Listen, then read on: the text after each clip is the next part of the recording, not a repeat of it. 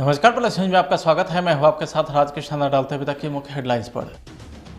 देश के प्रथम राष्ट्रपति डॉक्टर राजेंद्र प्रसाद की जयंती पर राज्यपाल और मुख्यमंत्री ने दी श्रद्धांजलि।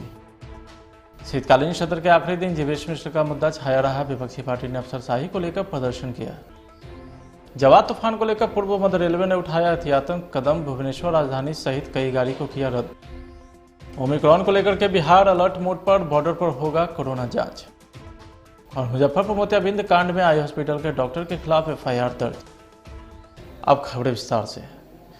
भारत के प्रथम राष्ट्रपति डॉक्टर राजेंद्र प्रसाद के 137वीं जयंती के मौके पर बिहार के राज्यपाल फागू चौहान, मुख्यमंत्री नीतीश कुमार ने राजेंद्र चौक पर राजभवन के सामने डॉक्टर राजेंद्र प्रसाद के समाधि स्थल पर माल्यार्पण कर श्रद्धांजलि दी है। इसके साथ ही बिहार विधान परिषद के सभापति अवधेश नारायण सिंह भी इस मौके पर उपस्थित रहे। बिहार में शीतकालीन सत्र के आखिरी दिन मंत्री जीवेश मिश्र का मुद्दा छाया रहा। सदन के बाहर तमाम विपक्षी पार्टी ने बिहार में अफसरशाही को लेकर प्रदर्शन किया है। इस दौरान बिहार विधान परिषद पहुंचे पूर्व मुख्यमंत्री राबड़ी देवी ने बिहार सरकार की जबरदस्त तरीके से खिंचाई की।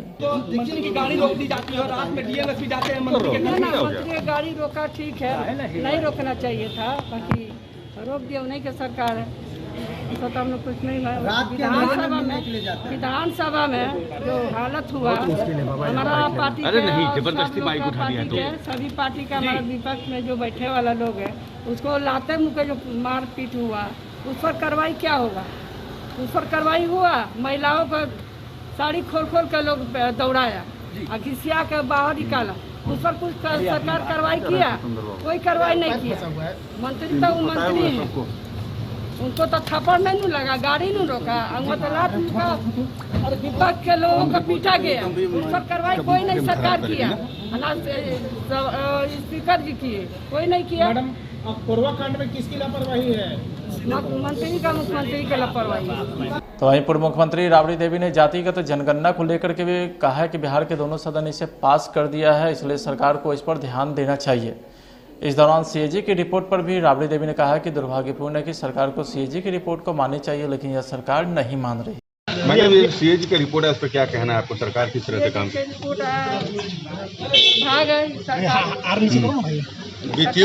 नहीं मान रही है। सीएजी की रिपोर्ट मानना चाहिए, कोर्ट के बाद मानना चाहिए, सुप्रीम कोर्ट के बाद मानना चाहिए। फिर देखो आगे कौन कर रहा है? 15 साल से हम लोग देख रहे हैं।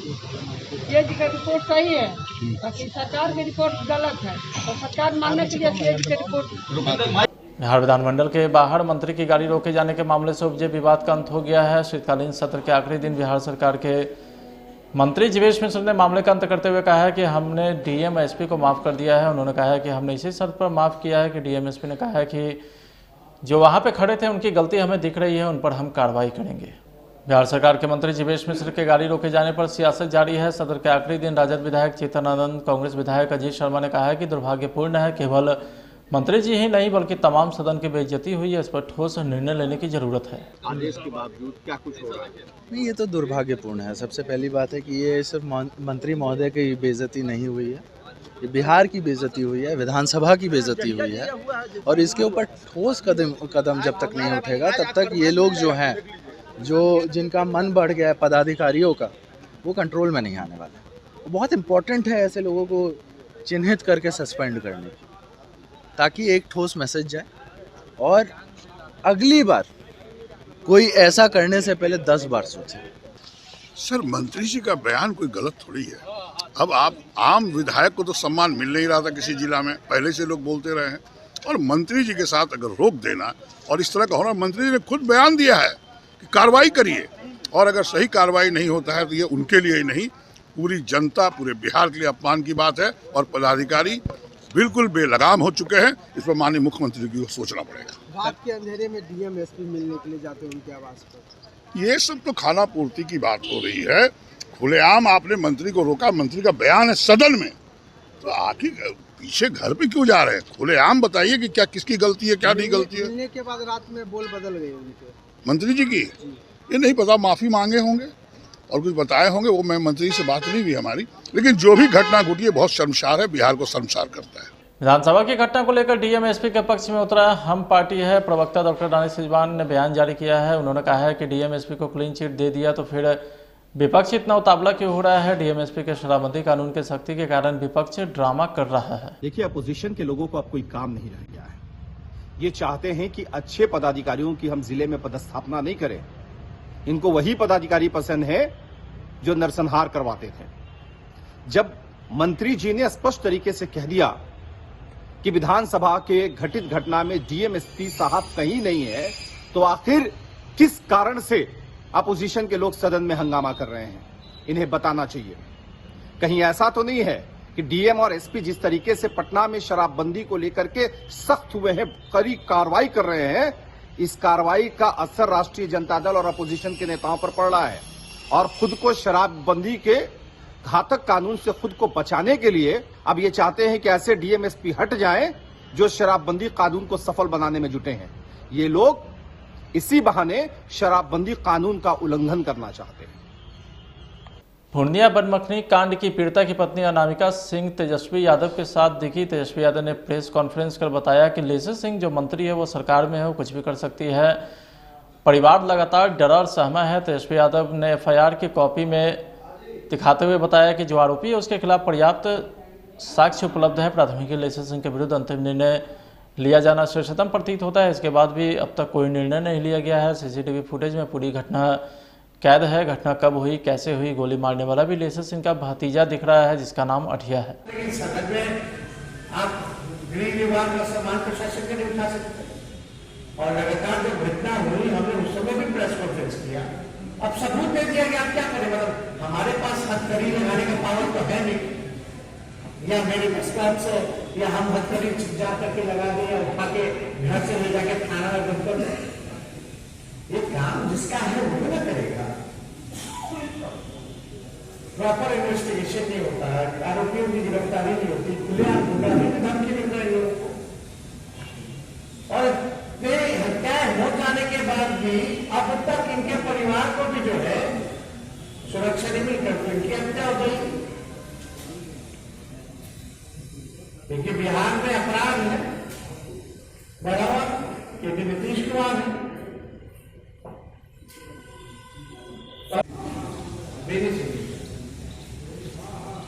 इसमें साफ तौर पे है निवेदन है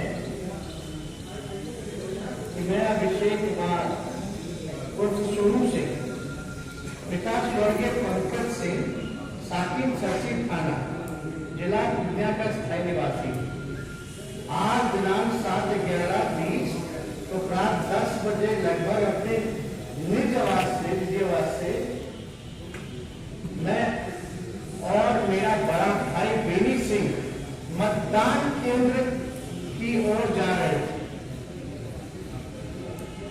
कि इसी क्रम में लेसी सिंह हम दोनों को देखकर गाड़ी रोककर धमकाते हुए बोली, सुनिए, जिन दोनों की मृत्यु हो गई, हत्या हो गई है, वो दोनों पुलिस ने प्राथमिकी दर्ज किए हैं। लेसी सिंह जी गाड़ी रोक करके बोली है धमकाते हुए कि लालटेन छाप का बहुत प्रचार कर रहे हो, बहुत महंगा पड़ेगा। लालटेन छाप का बहुत प्रचार कर रहे हो, बहुत महंगा पड़ेगा और चुनाव खत्म होने से पहले घर पर चढ़ कर मरवा दो। ये साफ तौर पर सही में मरवा दो दोनों युवान इनके देवर हुए। सोनू सिंह की विधवा यहाँ, बिट्टू सिंह जी की हत्या हुई। तो आप समझ सकते हैं कि क्या स्थिति, दोनों कंप्लेंट कर रहे थे, सोनू सिंह जी और बिट्टू। आप क्या बता आप समझो। चिराग पासवान ने दुल्हन के कमरे में पुलिस के घुसने का मामला लोकसभा में उठाया है। लोक जनशक्ति पार्टी रामविलास के राष्ट्रीय अध्यक्ष चिराग पासवान ने लोकसभा के अध्यक्ष ओम बिरला के सामने बिहार में हो रहे पूर्ण शराबबंदी के नाम पर महिलाओं के साथ दुर्व्यवहार के मामले को लोकसभा सदन में उठाया। Thank you so much speaker sir for giving me this opportunity to ask a supplementary question. Sir, जैसा कि दिए गए उत्तर में स्पष्ट है कि पिछले 1 वर्ष में महिलाओं के अपराध के मामले में कमी आई है और माननीय मंत्री महोदया खुद हमेशा महिला अधिकारों की सशक्त पैरोकार रही हैं। पर सर, कमी वाले आंकड़े भी अपने में ये गवाही देते हैं कि अभी भी राज्य के स्तर पर नीति और उसको एग्जीक्यूट करने के लिए कई कार्य करने की जरूरत है, क्योंकि संविधान की 7वीं सूची सर कानून और पुलिस को राज्य अधिकार क्षेत्र में देती है, लेकिन अगर सर किसी राज्य का प्रशासन तंत्र के द्वारा ही कानून की अवहेलना हो तो जनप्रतिनिधि के तौर पर चुप नहीं रहा जा सकता।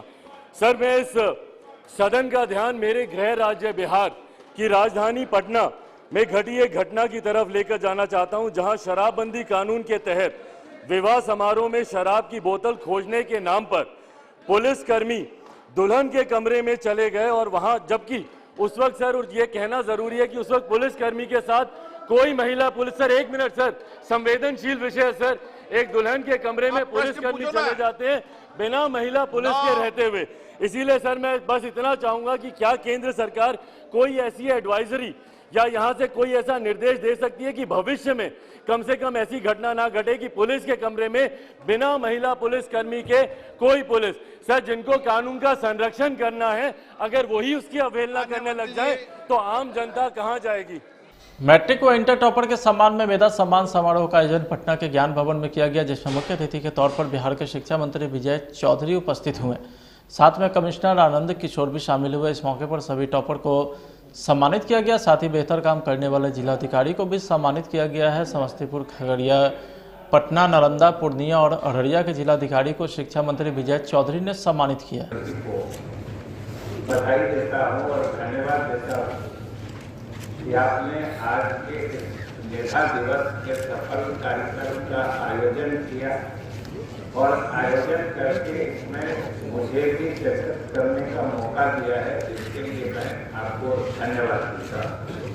आप सब जानते हैं कि आज डॉक्टर राजेंद्र प्रसाद जी का जन्म दिवस है और इस अवसर पर ये आयोजन मेधा दिवस के रूप में आयोजित है, जिसमें राज्य के मेधावी छात्र छात्राओं को एवं मेधावी पदाधिकारियों को विशेष रूप से जो परीक्षाओं के संचालन या शिक्षा विभाग के कार्यों से जुड़े होते हैं, चाहे हमारे शिक्षा विभाग के अधिकारी हो या जो हमारे कलेक्टर्स हैं, जिला पदाधिकारीगण हैं, उन सब को हम सम्मानित करते हैं।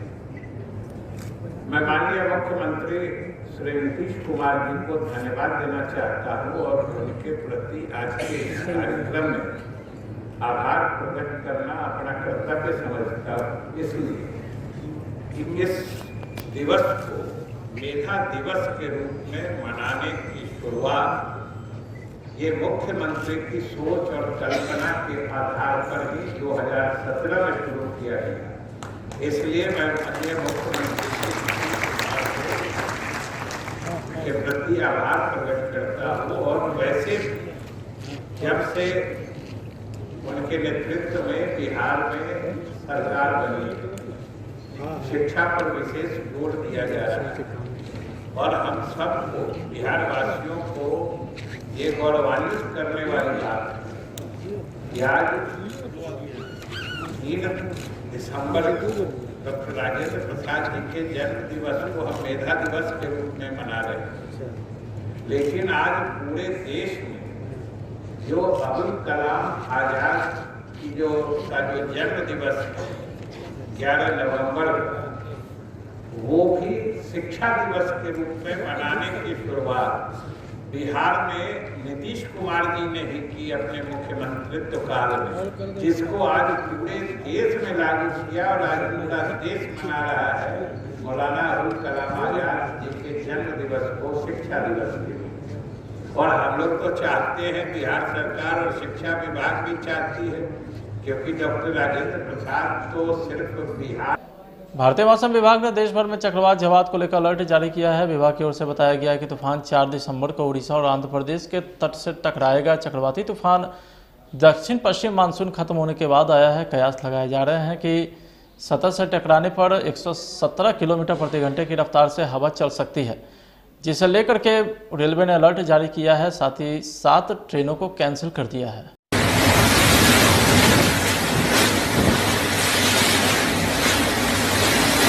भाजपा सांसद विवेक ठाकुर प्रधानमंत्री से प्रस्तावित बिहटा अंतर्राष्ट्रीय एयरपोर्ट का अतिशीघ्र शिलान्यास करने का आग्रह किया है। इस मौके पर विवेक ठाकुर ने शिलान्यास उपरांत एयरपोर्ट का नामकरण महान किसान नेता स्वतंत्रता सेनानी स्वामी सहजानंद सरस्वती पर किए जाने का बिहार सरकार से प्रस्ताव आने के उपरांत केंद्र से स्वीकार करने का आग्रह किया है। विवेक ठाकुर ने संसद भवन में प्रधानमंत्री नरेंद्र मोदी से शिष्टाचार मुलाकात की है। भारत में कोरोना के नए वेरिएंट ओमिक्रॉन के 2 संक्रमित मिलने पर सरकार अलर्ट मोड में आ गई है। वायरस को रोकने के लिए अब राज्य की सीमा पर चौकसी बढ़ाई गई है। इसके लिए गृह मंत्रालय ने आदेश भी जारी किए हैं। बिहार में भी प्रशासन सतर्क हो गया है। बिहार से लगने वाली सीमाओं पर कोरोना जांच की व्यवस्था की जा रही है। इसके लिए संबंधित सिविल सर्जन को आदेश दिया गया है। साथ ही ट्रेन और फ्लाइट के साथ अन्य वाहन से आने वालों की जाँच को लेकर भी सख्ती बढ़ाई गई। मुजफ्फरपुर में मोतियाबिंद का ऑपरेशन कराने वाले कई लोगों की आंखों की रोशनी जा चुकी है। मुजफ्फरपुर आई हॉस्पिटल में मोतियाबिंद की सर्जरी के लिए फ्री कैंप लगाया गया था। इस दौरान संक्रमण की वजह से अब तक दर्जनों लोगों की आंखों की रोशनी जा चुकी है। इस मामले में मुजफ्फरपुर आई हॉस्पिटल के खिलाफ प्राथमिकी दर्ज कर दी गई है। इस मामले में हॉस्पिटल के डॉक्टर एनडी साहू समेत 4 डॉक्टर और 9 पैरामेडिकल स्टाफ के खिलाफ FIR दर्ज किया गया है। मंटू कुमार समंता की पुण्यतिथि के मौके पर CRPF camp Patna city Gulzarbagh में लेट्स इंपायर टीम के द्वारा दर्जनों पेड़ पौधे लगाए गए। इस मौके पर CRPF इंस्पेक्टर JD चंदन ने कहा है कि स्मृति में पेड़ पौधे लगाने से दिवंगत लोगों का नाम अमर रहता है। भारत समंता के पिता एक बड़े समाजसेवी थे। उन्होंने समाज के लिए कई संदेश भी दिए। इस मौके पर कई समाजसेवी उपस्थित हुए।